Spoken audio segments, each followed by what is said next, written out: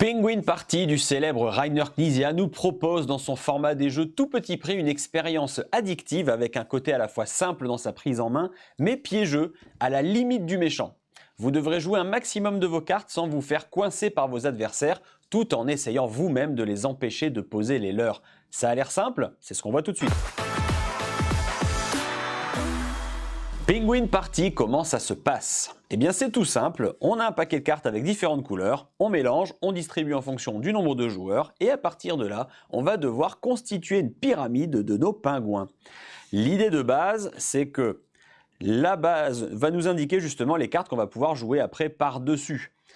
L'idée étant, en fonction des couleurs que j'ai dans la main, le but est de me débarrasser d'un maximum de mes cartes et en même temps d'essayer d'être attentif à ce que mes adversaires veulent jouer pour essayer de les coincer aussi.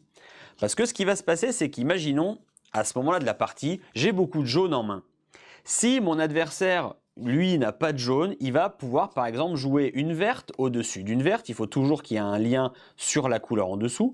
Mais en faisant ça, comme la pyramide forcément se réduit au fur et à mesure, il va bloquer les jaunes. Et à partir de là, plus de jaunes ne pourront être joués tout au long du reste de la partie. Donc c'est pour ça qu'on peut essayer de bloquer un peu les autres. Donc là, stratégiquement, si c'était mon tour juste avant, j'aurais rapidement joué jaune pour dire de garder l'ouverture possible en jaune.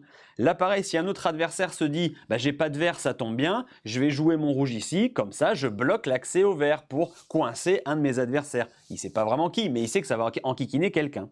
Et c'est ça Penguin Party, c'est qu'il va falloir stratégiquement se positionner pour garder des couleurs ouvertes dans celles qui nous intéressent, tout en essayant de bloquer les autres pour réduire leurs chances de finir de jouer leurs cartes.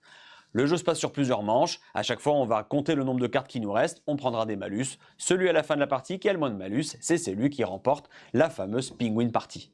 Et voilà pour ce jeu appréciable en famille comme entre amis qui se veut très addictif et revanchard. Alors ne vous faites pas avoir par la simplicité de sa mécanique et soyez le pingouin qui glisse le plus loin sur la banquise. À bientôt!